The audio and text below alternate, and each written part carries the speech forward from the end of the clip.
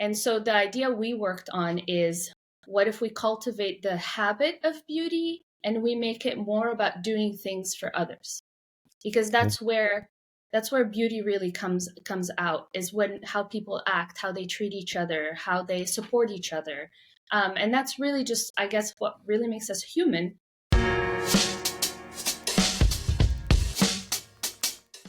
Hi, welcome to Brand Storytellers, where we talk about great brands with the people who are creating their stories.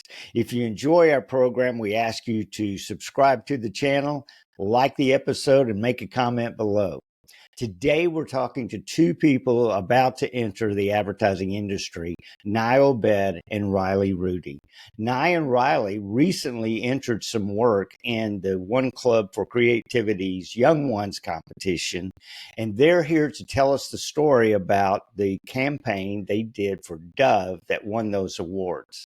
They'll also talk a little bit about how they are pivoting their careers by going through a training program with Job Propulsion Lab.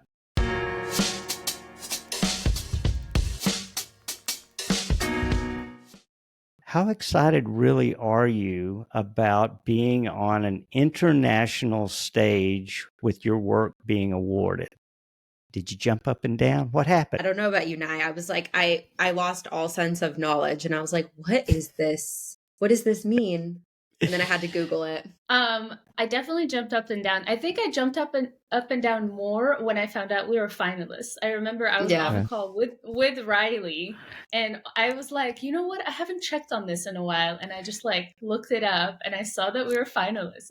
Do you realize how much there is in that competition? I know there's a lot. I've looked at the archives from previous years and looking at the quality of schools that enter.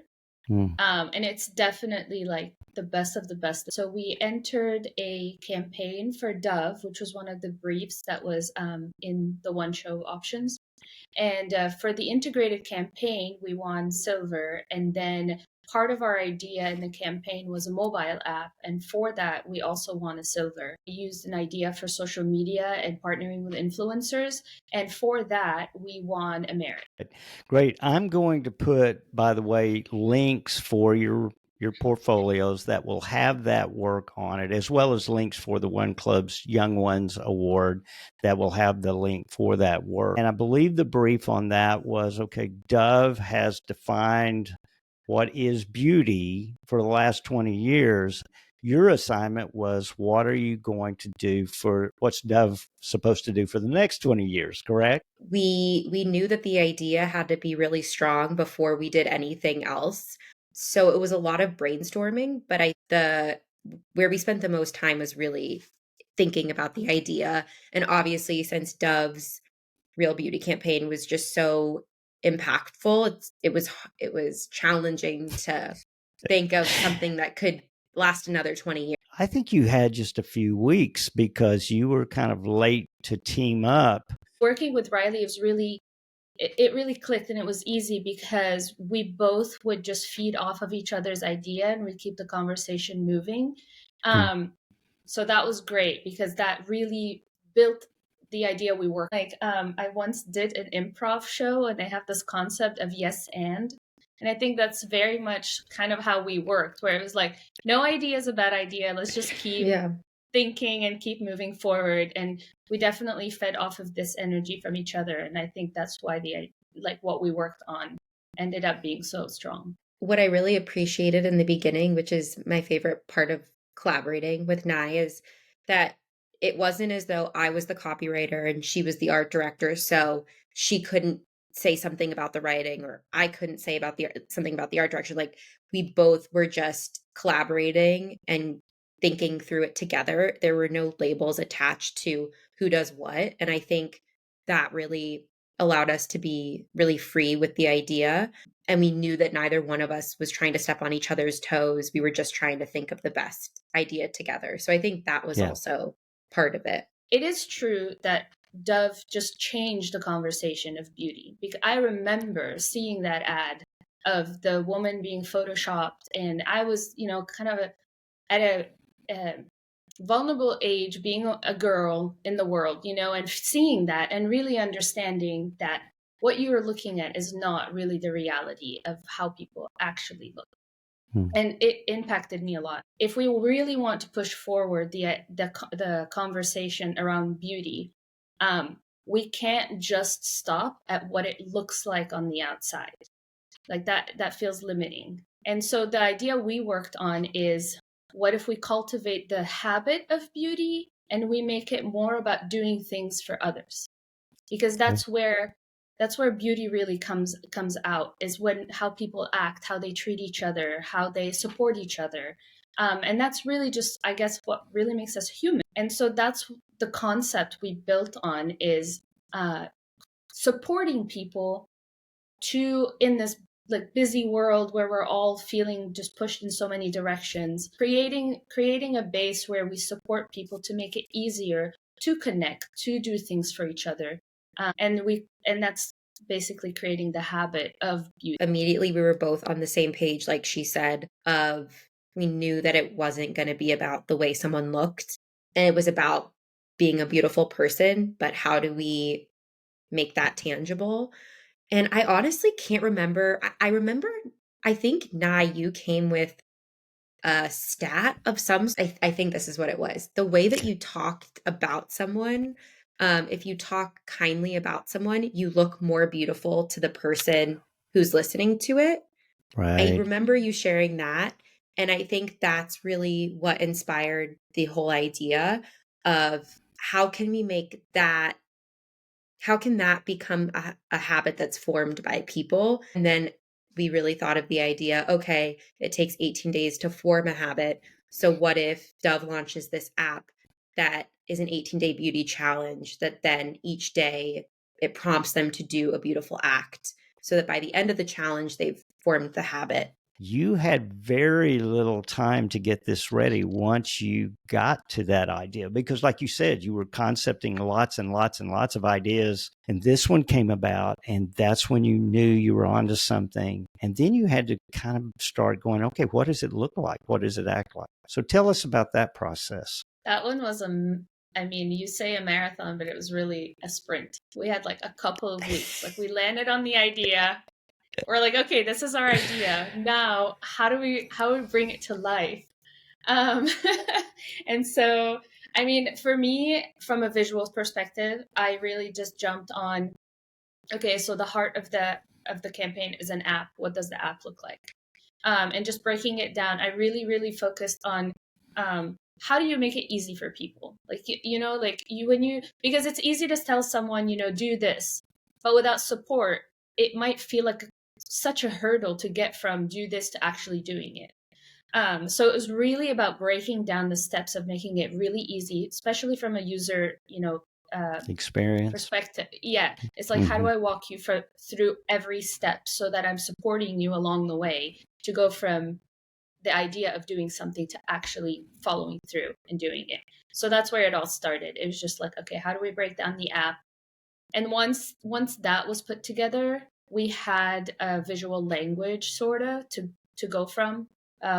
We solidified, colors and feel, and so from that, it was a little bit easier to create all the other elements that we needed to. What about that work do you feel most satisfied about? The best ideas are the ones that are like straightforward and you understand. And like Nye said, that we both remembered how impactful that campaign was. So I think having that also, we understood what's the word? The shoes we were trying to fill. And so we really made sure the idea was really solid. Yeah, that was a high bar. The challenge was keeping it simple, because I know that there's a lot of thoughts and a lot of concepts going on in my mind. I read a lot of research about not just beauty, but about like the loneliness epidemic and just our lives today. How do we live our lives today? So there was a lot going on in my head. And the challenge was, but then how do you communicate that in a very simple way that resonates with people? And I think this is where we made sure that the focus was always about doing something for us. But I wonder if that's what resonated with the judges, that emotion, the simplicity of that. You live in dramatically different. I relocated from Austin, Texas to Melbourne, Australia, a few weeks before I even met Riley online. And Riley, where do Yeah. you live? I live in Los Angeles, California. So Right. we were talking, your mornings were like my afternoon, late afternoons. So there were a lot of times I would text Nye in the middle of the night, I'm sure. Yeah. Yeah. Yes. And then, of course, I'm in Austin, so I'm meeting with you to coach you through this. And so we were really, it was a global. Tell us a little bit about your background, where you came. I went to theater school my whole life. I thought, okay, this has no connection to copywriting, theater and copywriting, but realized it's all just storytelling. So I think it made a lot of sense. And I think in theater, you read a lot of plays and you read a lot of great scripts. So you read great writing and you read stories that are concise because they have to be, or else they'll be boring and not interesting. So all of my writing had been writing for myself or screenwriting. I think winning the award gives, I guess, other people validation that I can do it, but I think most importantly myself that I can do it. I grew up in Lebanon, and I've always been sort of like a thinker, if you want. Like I almost went to school to study psychology, not design, but I also would always make art. So somehow I ended up doing graphic design. It clicked for me that with advertising, Dove proved you can really change the course of an entire conversation, as big as beauty and women's bodies and all of that. And so I think for me, it's being able to take all of the thinking that I do and finding a way to tell a story that really connects with people. So tell me about how you want your career to be a fulfilling part of your life, more than just making ads or making money. But I think any writing that's great writing has the power to change you and make you a better person. And it's really an empathy machine to create more empathy in the world and more understanding. So I think for me, in any type of writing, but especially copywriting, you have such, I think Dove's a great example of something that I would have loved to have seen when I was growing up and I was trying to figure out what being beautiful meant. And so creating work that younger me would have loved to experience, I think is a good test. I love working on a team. I think working with other people is definitely very enriching. So that would definitely be part of something I'm looking for in the way that I move forward. And then it's just being able to think up ideas and bringing them to life. Like it doesn't always have to be, super heartfelt, because sometimes the most effective is just something funny, something that makes you laugh. But just being smart about it, just being innovative, just being able to, think up ideas and just bring them to life, no matter what it is. Like, but again, like I remember specific ads to this day that I've seen a long, long time ago, just because of how innovative they were. And I almost sometimes, this might sound bad, maybe don't really remember the exact product, but the idea was just brilliant. And so, yeah, it's not always just like the heartfelt stuff. It's just a good idea. What attracted you to the advertising part of it, of telling that story? Well, I mean, I had a friend who did the Job Propulsion Lab. Emily, who did this program, reached out to me because I started writing a Substack, which is where I write my like personal essays and things like that. And she reached out to me saying, I love your writing. And I did theater with Emily in high school. So I asked her, what are you doing these days? And she said, copywriting. And I had no idea about copywriting. And she said, your writing's really great. You should think about it.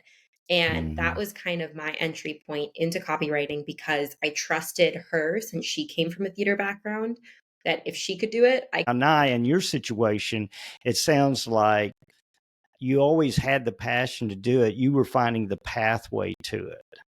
Mhm.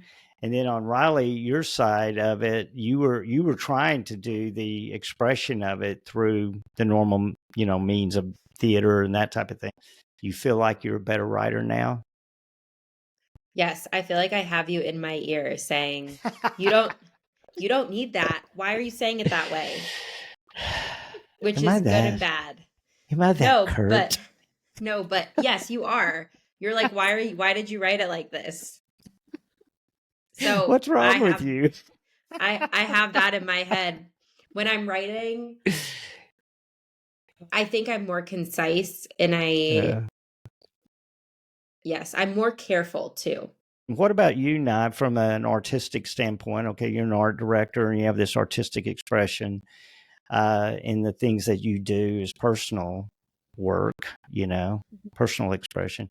How has going through the program and going through this experience, how has it helped you in that way? Or has it helped you? I guess I should ask. Oh no, it definitely has. It's just, I think for me, what I was stuck on before I started the program and why I chose to go for it is looking at all these people coming up with great ideas and the big question mark. I'm like, how are they getting there? Mm. Um, and so definitely going through the program, now I have the roadmap of, oh, now I know I can do it because I know how to do it. I think the work that I've been able to develop through Job Propulsion Lab, I'm very proud of because it was able to bring together everything I've worked hard to build as a designer and supporting it with a really strong concept so that it's not just beautiful visuals, but it's a strong idea throughout. You're agreeing with that, Riley. True. True. So that is probably, would you say that going through the program, that was the most, uh, I guess, catalytic thing that you learned is how to think, how to get to the better idea? I've always had a lot of ideas, but it's always sort of just been roaming around in my head somewhat chaotically. And then sometimes the idea just rested on the first inklings I had about something. And so, definitely, going through the program has taught me how to focus my attention and how to keep pushing forward so that all of those ideas going around in my head and I'm able to hone them in and eliminate through the process of, okay, this is a good idea, this is a good idea, maybe this one is not as strong, and just kind of like continuously coming up with more ideas until you land on one that you know is good. It feels right. It feels right. It Right. feels it has more substance than. You realize that going further does get you the best idea. And I think before that, I would, think about something for a while, write a couple ideas down and be like, this is good enough. This idea Mm-hmm. is fine. Like Mm-hmm. this will do the trick. And I think in experiencing, we would meet there were many meetings in a row where I would just have more ideas, and you would say, keep going. And I was like, how am I going to keep going? I don't know. My brain will stop working at some point, but then you do get to a better idea. And then after the first idea or the first project was completed, I was like, okay, I understand that it'll take a while, but it will eventually happen. My biggest fear was like, this is never going to happen. I feel like, Bart, you and I've gone through all of the emotions. I've Yes, gone you from have. being very frustrated on video to almost crying on video to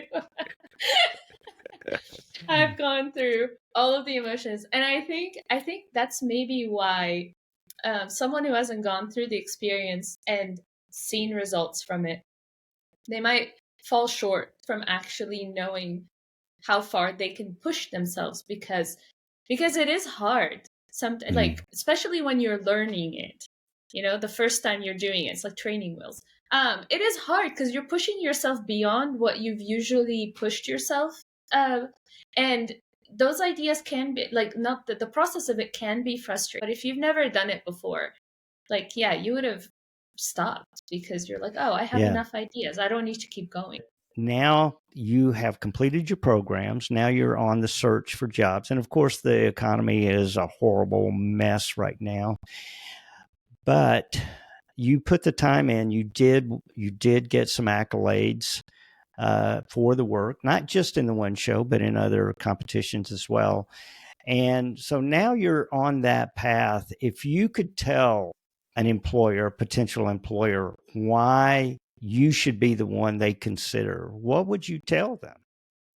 I was talking to my friend's dad who works at GSD&M, and he was like, I'm always looking for people who have a different point of view than me and a different background and experience. And I think for me, my background in theater is wildly different than a lot of people who are applying to the jobs. And Emily actually said this to me.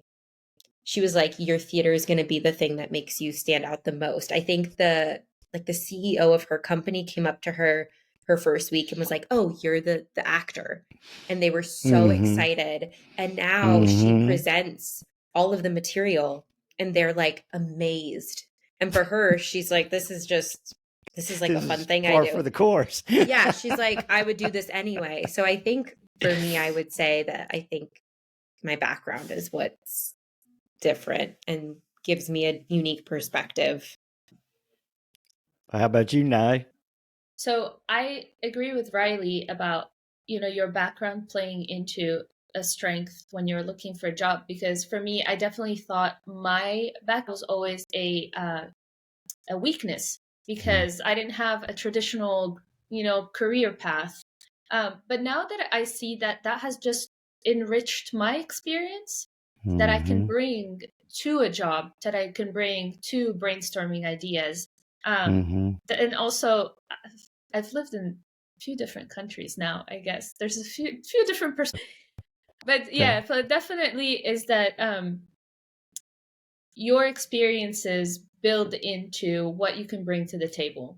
Mm-hmm. And that's always a strength. I want to go back to the program just quickly. Uh, what was different about the program? I mean, you could have gone to one of the portfolio schools and got a master's degree or something. What was it about the program that appealed? I think it was uh, the one-on-one aspect of it is that you're putting in the time. It's a lot of hard work. You're paying for it. You're all of that, and you're getting that one-on-one attention that is so rare to find in any other learning environment. Hmm. And I think that for me definitely struck out. And especially on top of that is that I came to the program from seeing so many winning entries from JPL students at the Addies and all. Creating a portfolio was really appealing to me. And I think having something tangible that you were leaving the program with that was really showcasing your body of work and knowing that you were spending time working on it as opposed to I liked that we were doing. You kind of just thrust us into starting. And Yeah. I appreciate that because I think I came in being like, okay, I'm like, I want to learn. And I think this approach is learning by doing, which is the best Mm-hmm. approach. And so I think knowing that I would be working on my portfolio immediately, some of these programs also want you to have experience and all of these things coming into it. And I came in very green and didn't know anything. So I think for me, I knew I needed more one on one attention. I was definitely considering a master's degree at some point. But then you look at the time commitment and the amount of money you have to pay, and there's a not to hate on any schools or master's programs out there or anything like that, but sometimes it feels like you're paying a lot for the name. Not that the experience isn't good, but this was for me a way to push myself to the same level that I could push myself at a master's degree program without having to quit my life. I was able to continue working without having it costing me as much as a master's degree would cost. And I mean, proof is in the pudding. We went up against the best of the best in the world, the best schools in the Mm-hmm. world at one show. And it didn't matter that we didn't go to a fancy, master school or anything like that, because it's about the quality of the work, the quality of the idea.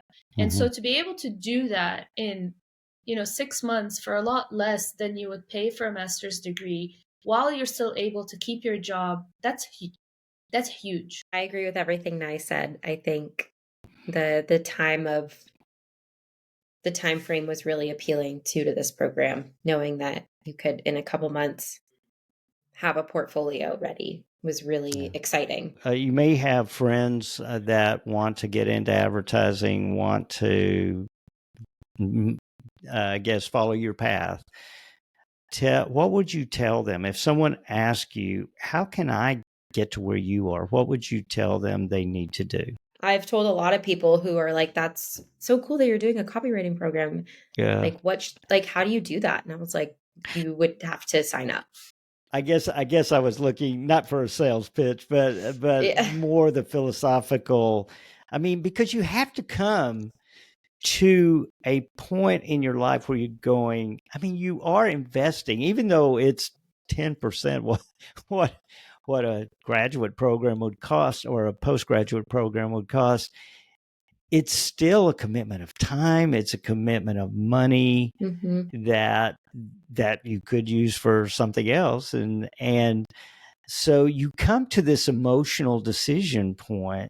What was that catalytic thing in your mind that just made you go, I'm doing that? I've done a lot of things and signed up for a lot of things. All have been very beneficial. I wouldn't say that learning, to animate was waste of time. Not at all. Learning to code was not a waste of time. It was just that it was getting a lot of pieces to the puzzle. And at some point I just felt like the puzzle needs to be completed. I need to put it all. And I'm looking at all of this very good work from this program I've never heard of called JPL. I mean, now I can say program. At the time, I didn't even know it was a program. I'm like, this thing called JPL. It's a school. I don't know what it is. Yeah. And just coming at it from that perspective is that I went on the website and I read, what was on there and stuff. But I came from it seeing already the results of it. And it just felt to me like, this is what I need to complete my puzzle. Emily gave me the confidence too that she was like, I also didn't know anything about this. Like, I felt really intimidated because I didn't have any formal copywriting experience. And so I think a lot of people could maybe have that as well, where they're like, but I don't know the first thing about this, but I might have some sort of interest in it. And I think seeing her go through it and seeing how successful she is really made me believe too. I am extraordinarily proud of you both because you're both pros. Tell me about where you're going. The kind of place that really values an individual's voice in writing. I think somewhere where they want you to be yourself as opposed to writing a certain way or a formula, really pushing people to think outside the box or think in new ways and helping also expand their knowledge too, somewhere where I could learn. So in my junior year in college, I got an internship at Leo Burnett in Beirut, and I turned it down because I wanted to work. I had a professor that I really clicked with, and he had his own design studio, and it was like smaller, and I really wanted to work there. So even though I got an internship at Leo Burnett, I was like, no, I don't want that. I want the other one. And I think maybe also part of it is because I was young and I didn't know who I was, and there was a part of me that's like, I'm not sure I'm ready for this. But now I will tell Leo Burnett, if you give me an offer, I will not turn you down. That's a great story. I love that.